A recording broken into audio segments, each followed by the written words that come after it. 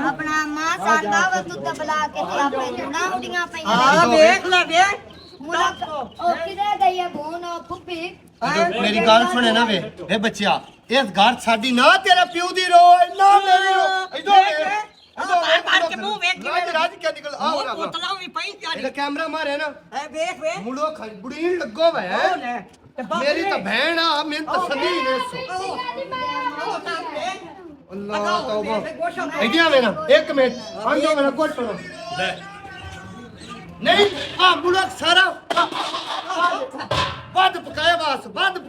सी बड़ा काला पेट दी जानी नहीं दी पेट को सही बुलाया ही देखो खड़े जोगी मेरी गल सुन अगे दौर आई कि पुलिस तो लगी जो भी बहना होंगी